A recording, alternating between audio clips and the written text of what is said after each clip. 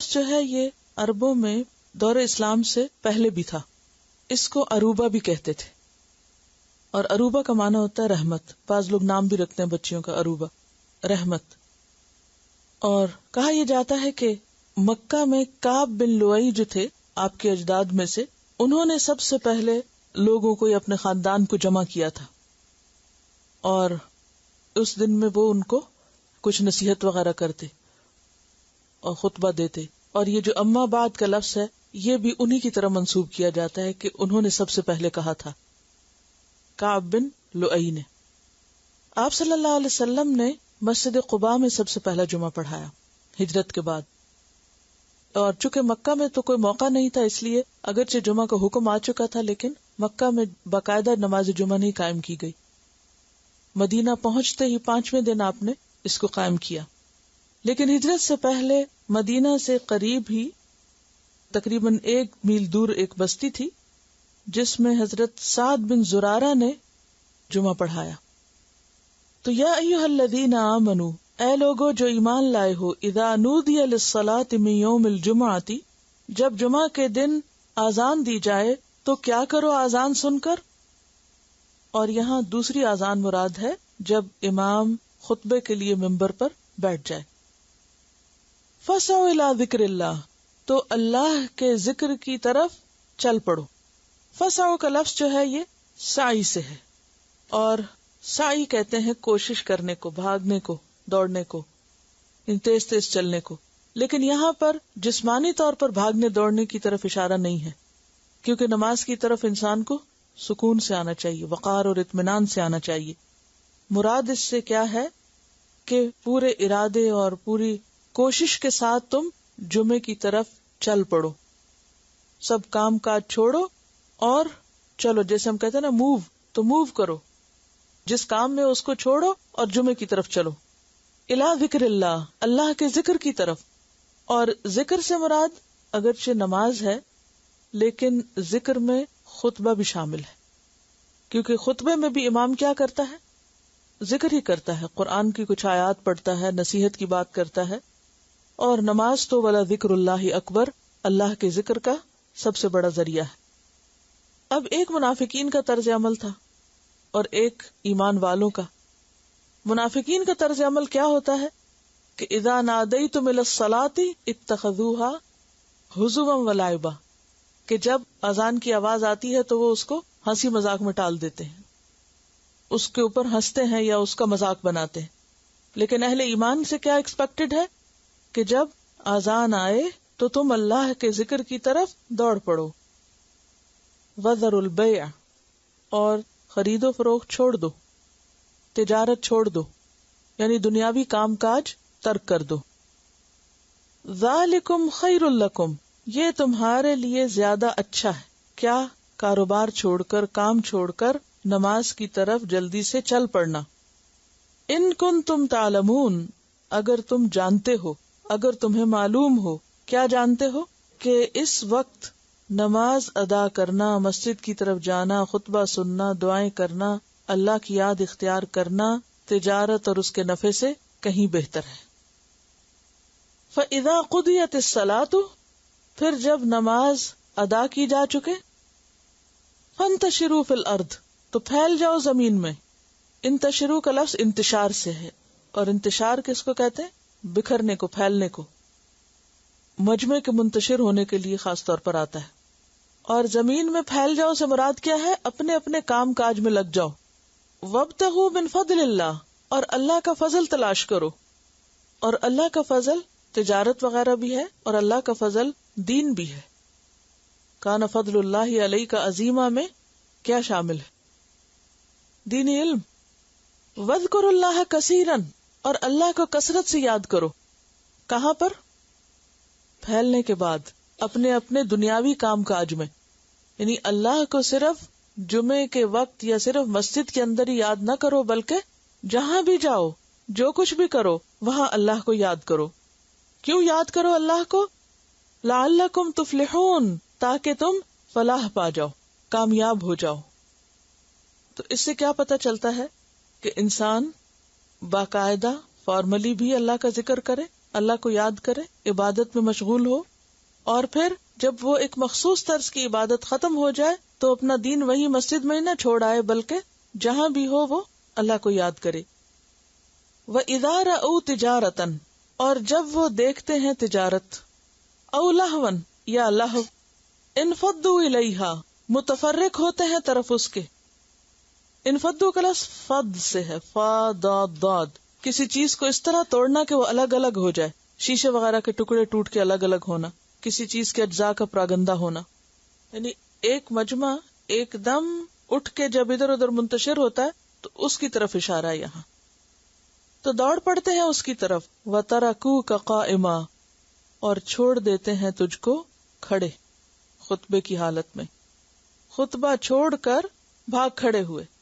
قل کہہ دیجئے، ما عند اللہ، جو اللہ کے پاس ہے، کیا یعنی ثواب اور اجر، اللہ کی بات سننے کا، اس پر عمل کرنے کا، خیرن، وہ کہیں زیادہ بہتر ہے۔ کس سے بہتر ہے؟ من اللہو، کھیل تماشے سے، ومن التجارہ، اور تجارت سے، والآخرۃ خیر وابقی، واللہ خیر الرازقین، اور اللہ بہترین رزق دینے والا ہے، رازقین میں سب سے اچھا رازق ہے۔ اصل میں یہاں پر ایک خاص واقعے کی طرف اشارہ ہے جس کے پیش آنے کے بعد یہ صورت نازل ہوئی۔ آپ صلی اللہ علیہ وسلم جب ہجرت کر کے مکہ سے مدینہ آئے تو وہاں ایک بار سخت قحط پڑا، یعنی کھانے پینے کی اشیاء جو تھیں وہ کم ہو گئی، مقامی بازار میں نہیں ملتی تھی۔ اب ہوتا یہ تھا کہ لوگ دوسرے ملکوں میں جاتے اور وہاں سے چیزیں لے کر آتے اور ان کو بیچتے۔ تو دحیہ الکلبی ایک تاجر تھے، کچھ یاد ہے دحیہ الکلبی کے بارے میں؟ تو وہ ایک تاجر تھے اور وہ شام وغیرہ کے علاقے سے جا کر گندم، زیتون اور اسی طرح کھانے کی کچھ اور چیزیں لاتے اور آ کے مدینہ میں فروخت کر دیتے۔ اب ہوا یہ کہ اس مرتبہ جب وہ آئے تو یہ جمعے کا وقت تھا، اور وہ اس طرح کرتے تھے کہ جب شہر میں داخل ہوتے تو اعلان کرنے کے لیے اس قافلے کے آگے آگے طبل بجاتے، جیسے گھنٹیاں بجاتے ہیں، یا کوئی کسی بھی جیسے آئس کریم والا جو آتا ہے تو کیا کرتا ہے، ایک خاص قسم کی آواز نکالتے ہیں۔ اس کا مقصد کیا ہوتا ہے کہ لوگوں کو پتہ چل جائے کہ کون آیا ہے اور کس مقصد کے لیے۔ اب یہ ہوا کہ جمعے کا وقت تھا، آپ خطبہ دے رہے تھے، لوگ بیٹھ کے سن رہے تھے، قحط پڑا ہوا، کھانے پینے کو کچھ نہیں، اتنے میں وہ آواز آتی ہے تو صحابہ کرام میں سے کچھ اٹھ کے فوراً دوڑ پڑتے ہیں بغیر اجازت لیے کہ جا کے کچھ جلدی سے خرید لیں، کیونکہ اگر اب نہیں خریدا تو پھر اگلے قافلے کا انتظار کرنا پڑے گا، تو اتنے دن کیا کریں گے۔ بہرحال اب جو ہی وہ نکلے تو آپ صلی اللہ علیہ وسلم نے پوچھا کہ کتنے باقی ہیں لوگ، تو پتہ چلا کہ ایک عورت اور 12 مرد، اور باقی سب چلے گئے تھے۔ تو اس پر آپ نے فرمایا کہ اگر تم سب چلے جاتے تو مدینہ کی اس وادی میں آگ بہہ پڑتی، یعنی اتنا بڑا جرم تھا۔ لیکن بات یہ کہ صحابہ کرام انسان تھے، انسانی ضروریات ان کے ساتھ تھی، اور ابھی ان کی وہ تربیت نہیں ہوئی تھی، ابھی انہوں نے ان تمام چیزوں کے بارے میں پوری طرح جانا نہیں تھا، لہذا بر وقت اصلاح کر دی گئی۔ اور کیا کہا گیا؟ قل ما عند اللہ خیر من اللہو ومن التجارہ، کہہ دیجئے کہ جو اللہ کے پاس ہے وہ اس لہو، اور لہو سے مراد یہاں کیا؟ وہ طبل جو بجا رہے، ومن التجارہ، اور وہ جو بزنس ہوگا بعد میں، واللہ خیر الرازقین، اور اللہ بہترین رزق دینے والا ہے۔ تلاوت سن لیجئے، پھر کچھ اور باتیں انہیں۔ ویسے تو دن میں 5 دفعہ ہم نماز پڑھتے ہیں، اور مردوں کے لیے با جماعت نماز ادا کرنا ضروری ہے، اور با جماعت نماز دراصل کیا ہے؟ اتحاد کا ایک سبق، کہ دن میں 5 دفعہ ایک دوسرے کو جا کے دیکھو، ملو، سوشلائزنگ کا بہترین موقع، ایک دوسرے کو پہچاننے کا موقع، ایک دوسرے کی صلاحیتیں جاننے کا موقع۔ اکٹھے نماز ادا کرنے سے دلوں کا بغض بھی دور ہوتا ہے، اتفاق اور محبت آتی، صفیں درست کرنے کا الگ اثر ہوتا ہے، اور صفیں خراب کرنے کا الگ نقصان بتایا گیا ہے۔ کیا کہ اگر تمہاری صفیں درست نہیں تو تمہارے دل آپس میں پھٹ جائیں گے۔ اور اس صورت کا اصل مضمون اور اس سارے پارے کی اصل جو تھیم ہے وہ کیا ہے؟ دین کی خدمت اور دین سے تعلق، اور اس کے لیے کیا ضروری ہے؟ اتحاد، اتفاق، اور اتفاق اور اتحاد کے لیے جو بیسک رول پلے کرتی ہے ڈیلی کی ایکسرسائز وہ ہے نماز، اور نماز میں پھر با جماعت نماز، اور پھر خاص طور پر وہ اتحاد کہاں پیک پر ہوتا ہے؟ جمعے کے دن، جمعے کی نماز میں۔ اور جمعے کی نماز دیگر نمازوں سے اس لحاظ سے بھی منفرد ہے کہ اس میں صرف نماز نہیں ہوتی، اس میں تعلیم بھی ہوتی ہے، اس میں خطبہ بھی ہوتا ہے، اور خطبے کی اپنی ایک اہمیت ہے، اور خطبہ باقاعدہ سننا اور پوری توجہ سے سننا نماز کا حصہ ہے، اور اس میں کسی کو اتنی بھی اجازت نہیں کہ کوئی کسی کو یہ کہہ کے خاموش کرائے کہ چپ ہو جاؤ، کیونکہ اس میں چپ ہو جاؤ کہنا بھی کیا ہے، دراصل لغو بات کرنا، ناپسندیدہ بات ہے۔ تو اس لیے اس سے یہ پتہ چلتا ہے کہ دین کی خدمت کرنے کے لیے مسلمانوں کا آپس کا اتحاد، اور پھر نماز میں اور اللہ کی عبادت میں اکٹھے ہونا، اور پھر تعلیم حاصل کرنا، یہ بے حد ضروری ہے۔ اور اس میں نماز نبوی کا جو باب ہے نماز جمعہ کے بارے میں، پیج نمبر 248 پر، اس میں یہ تمام مسائل موجود ہیں، اور یہ آپ کو یاد ہوگا کہ آپ نے ان کو پیچھے پڑھا بھی ہے، اور مزید ایک دفعہ اس کو آپ دہرا لیں، کیونکہ نماز جمعہ جو ہے اس کی اپنی بہت زیادہ اہمیت ہے۔ ایک موقع پر آپ صلی اللہ علیہ وسلم نے فرمایا، میرا جی چاہتا ہے کہ کسی کو اپنی جگہ نماز پڑھنے کے لیے کھڑا کروں اور جا کر ان لوگوں کے گھروں کو آگ لگا دوں جو جمعہ پڑھنے کے لیے نہیں آتے۔ یعنی اتنی شدت سے آپ نے اس بات کی تاکید کی کہ ان لوگوں کے گھروں کو آگ لگا دوں جو جمعہ پڑھنے نہیں آتے۔ اس سے اندازہ کریں کہ کس قدر اہمیت ہے نماز جمعہ ادا کرنے کی۔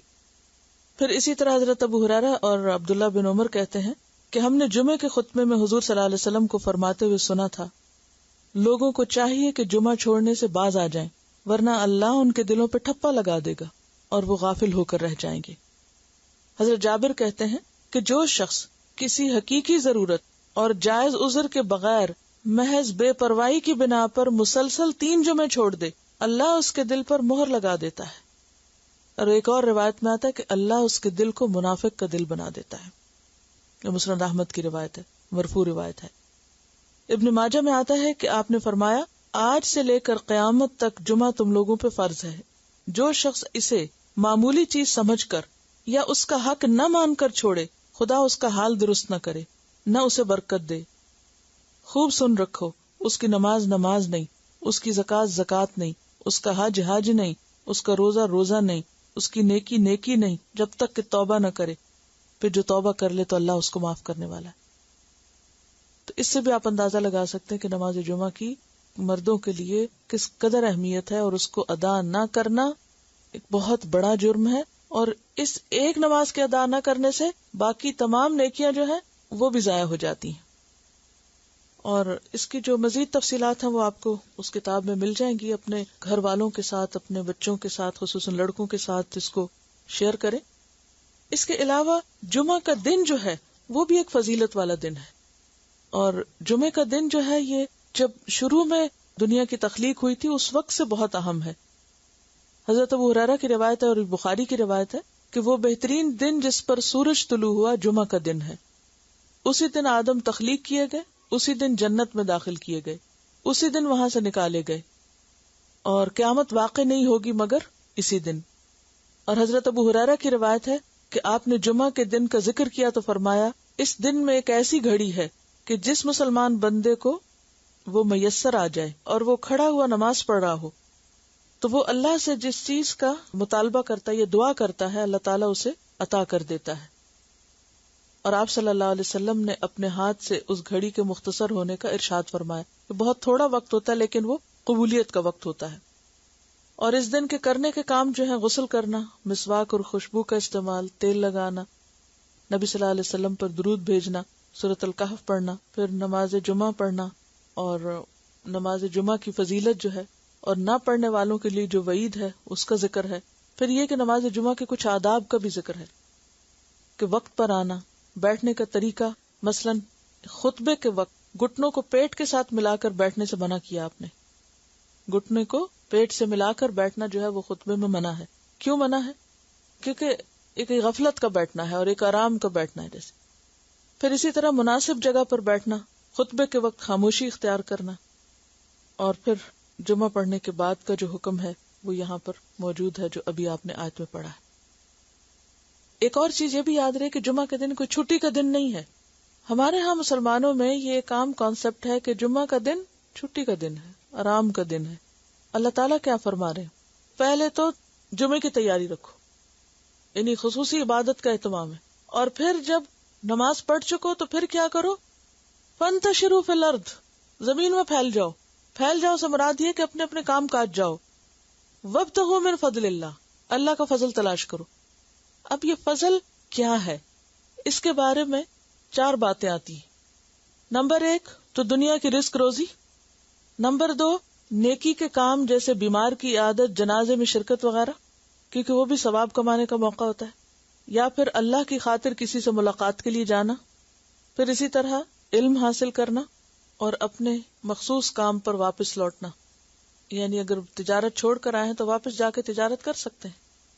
جاب چھوڑ کر آئے تو واپس جا کے اپنی جاب پر دوبارہ چلے جائیں گے. تو اس چیز کو معیوب سمجھنا کہ جمعے کے دن نہیں کام کرنا، یعنی یہ ایک عام کانسیپٹ بن گیا. تو یہاں کام سے منع نہیں کیا گیا. کیا حکم ہے؟ وابتغوا من فضل اللہ واذکروا اللہ کثیرا، کثرت سے اللہ کو یاد کرو. لعلکم تفلحون، تاکہ تم فلاح پاؤ. تو بات یہ ہے کہ یہاں ایک اور چیز بھی بتا دی گئی کہ انسان جب دین کا کام کرتا ہے تو پھر عام طور پر یہ سمجھا جاتا ہے کہ دین اور دنیا ساتھ ساتھ نہیں رہ سکتے. جمعے کے دن کی مثال دے کے کیا فرمایا؟ عبادت بھی کرو اور پھر اس کے بعد کام بھی کرو، کام نہیں چھوڑو. کیونکہ انسان کے ساتھ اس کی ضروریات بھی ہیں، اس کی معاش بھی ہے، اور اس کے ساتھ اس کا دین بھی ہے. بعض لوگ دین کی خاطر دنیا چھوڑ دیتے ہیں اور بعض دنیا کی خاطر دین چھوڑ دیتے ہیں. معاش کی خاطر جمعہ چھوڑ دیا، یا جمعے کی خاطر پورا دن ہی معاش کا کام ختم کر دیا. بات یہ ہے کہ یہ دونوں ہی چیزیں ضروری ہیں، اپنی جگہ اہم ہے، اور دونوں کے اپنے اپنے تقاضے ہیں. اب ان میں بیلنس کیسے قائم رکھا جائے؟ تو یہاں پر وہی بیلنس سکھایا گیا ہے کہ عبادت کے وقت میں عبادت کرو اور کام کے وقت میں کام کرو.